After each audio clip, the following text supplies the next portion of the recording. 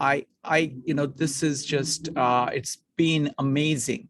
So I think we're doing extremely well. This is well beyond what I'd even hoped for. So that's my take on this. So if you have any brief comments about how we're doing, you're welcome to make brief comments at this stage. Go ahead and type exclamation mark, because I have no reference of figuring out how good this is.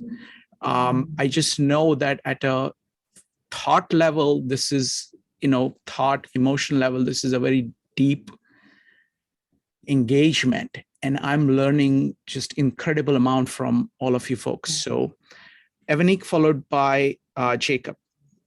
Evanik. Yeah, first of all, I want to thank you for doing this, because this has been wonderful.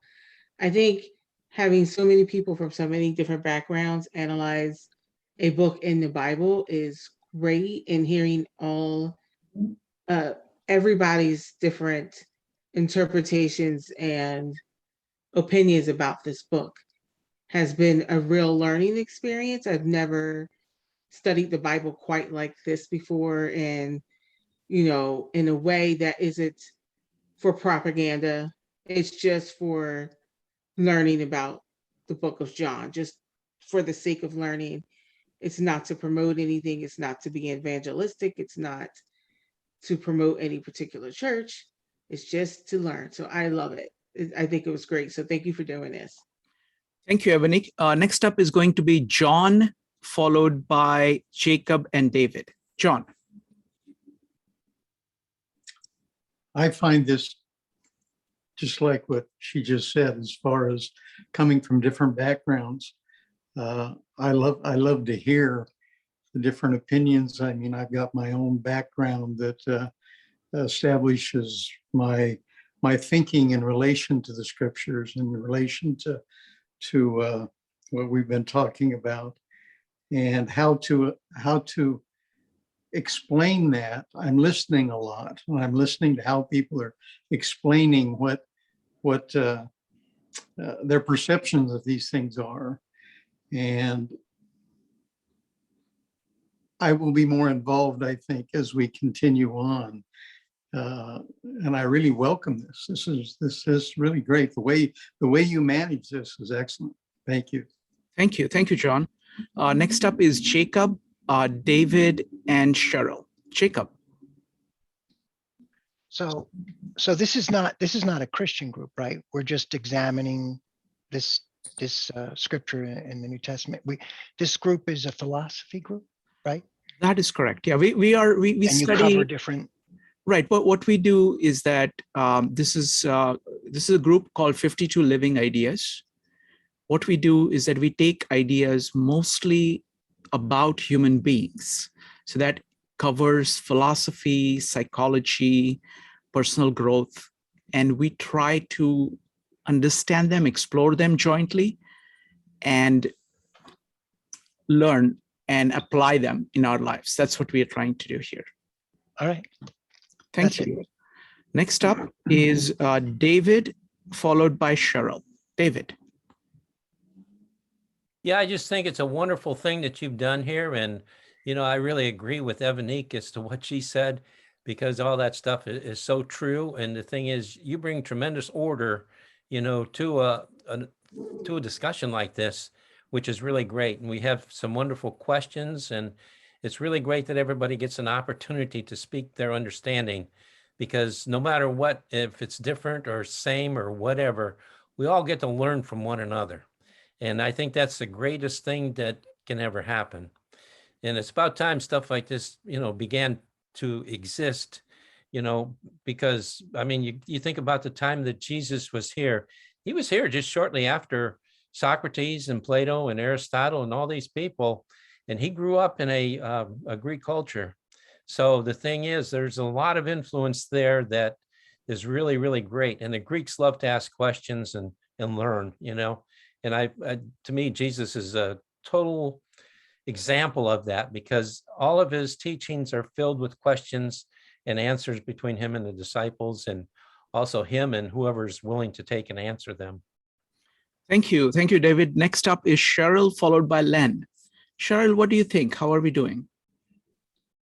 I just want to say thank you for this group, because I'm finding that everyone is using, or at least for me anyway, everything that we've read over the, in all the groups that I've been in over the last year have been new to me, and I've had a kind of a beginner's mindset, and I feel as though I can have that same mindset with what we're reading now, and I think, reading a text like this, it's, with the inspiration of, it being about Jesus and his message being about peace and love and respect. And I just think everybody's exemplifying that. Whether you agree with it or not doesn't matter. But I just think the respect and the overall respect for the work, just like we've given to any other document that we've read, is great. Thank you, Cheryl. Next up is Len, followed by Jacob I. Len. I just want to, Jacob asked, is this a Christian group? And I heard Cheryl talk about a lot of respect, and heard other people talking about just learning. Well, I'm not a Christian, so when I'm in the group, and I'm here, I think it's really important. In the society we live in, it seems to be so polarized and divisive. Hey, I go, like one of the reasons I'm here is to actually go out of my way to hear people who I may not agree with entirely, right? Because it's so easy to go into your own bubble, in your own echo chamber, and be reinforced in all your own prejudices and what have you. So you come to, for somebody like me, you come here, you engage people, I respect other people's points of view. I want to respect back. And I think that I see that in the group, right? I mean, so, it's not a place to be belligerent or to be propagandizing or trying to be evangelical. Just a meeting place where people can come and respect each other and have their ideas shared. And I'll walk away with some new ideas, and other people walk away with some other new ideas. And that's what it's all about. Thank you. Thank you. Thank you, Len. Next up is Jacob I. The question was like, how you're doing, right? I mean, how are we doing? Yeah, it's been, you're doing good. I mean, it's hard to navigate the Bible without it getting, out of hand, really. And that hasn't happened, and the conversations have been productive, and I don't know, that doesn't happen every day. This is somewhat special, I'd say. So I don't know if this is the place for suggestions or maybe just expressions of dreams, but my dream is that in the middle of it all, or maybe a couple spots in the middle of it all, we do a breakout for like 5 minutes with a random person, and you have a bit of back and forth about, because my great frustration, and it's with all of these Zoom meetings in general, it's like you get a comment, and then it's not like I don't want to just talk the whole time, but when you say a comment and then someone says something, and then you just want to clarify this one little thing and you can't, and then it's like killing you, and then while it's killing you, you missed a bunch of people's comments. So I'm always looking for a way to like facilitate a quick back and forth between two people in the middle of the conversation that would sort of allow that conversation to develop and then finish.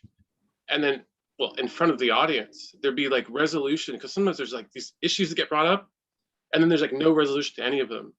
And we're excited about the issues. We're like, oh, that's a cool question, an issue, and then they fall unresolved because there isn't long form conversation. And you can't do that with this. It's impossible, but maybe we can create a little artificial environment of long form conversation. We do that. There is a standard thing that we have called breakout rooms, and at some point I will deploy those.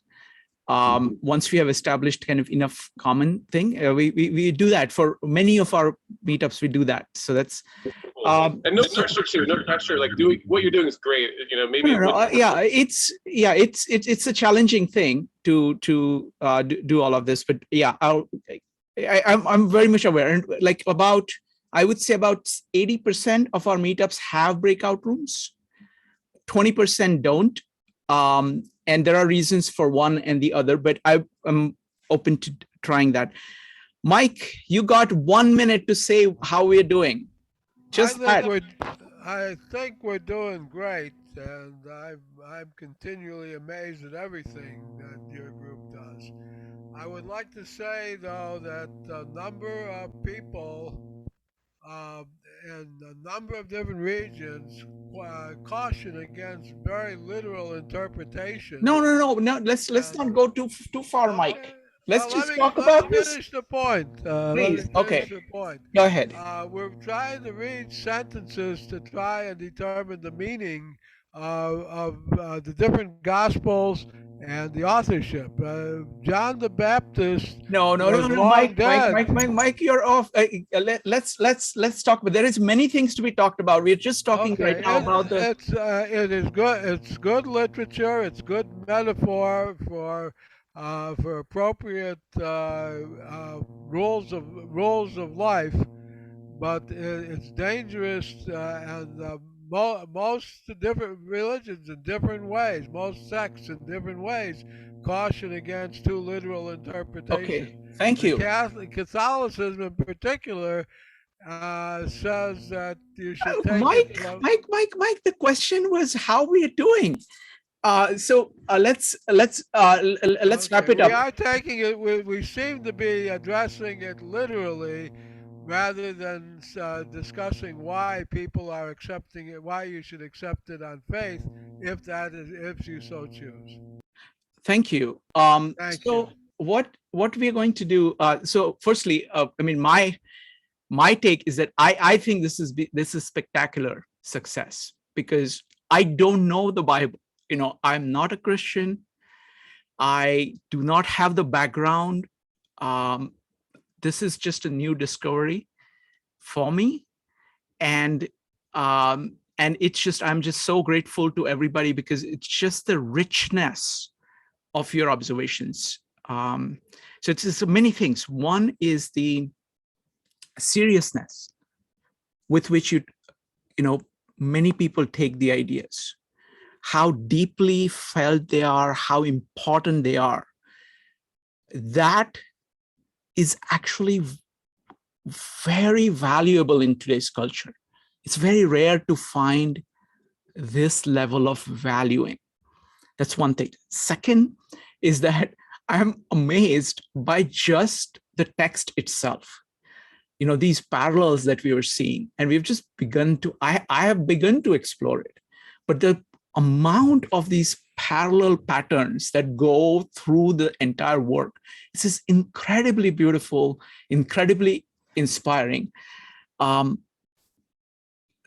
other point is that I think this format of actually talking to people, because it is embodied cognition, you know, it is not just the word, it is the word in flesh, if you will, where people are actually speaking from their heart, and you see what, you know, what it means to them. You also see it's a enormously complex work. So each person is actually bringing up things, like Cheryl talked about the fig tree. You know, Claudio talked about the ladder. I think it was Len who talked about the bookends. I mean, those are there in the text, but most of us would not have noticed, even if you have read the text for decades. And we're getting that. The other thing is that we are coming from very different backgrounds. There are those amongst us who are atheists. There are people who are Catholics. They come from different faiths, different sects, if you will. The level of, these are some of the people who have been doing this all their life. Some of the people have a base of that in their early childhood, and they're connecting to that. For some of them, it is new. So it's like you have this entire range of people. Our life experiences are different. We are different ages, different stages of life. And all of those perspectives, people are openly sharing, speaking from their heart, making their points, feeling free to disagree with anybody on anything, and doing it courteously, respectfully. with empathy, I think this is just magical. So I am just enormously grateful to everybody here. Thank you so much for being here. And I look forward to seeing you in a week. Bye, everybody.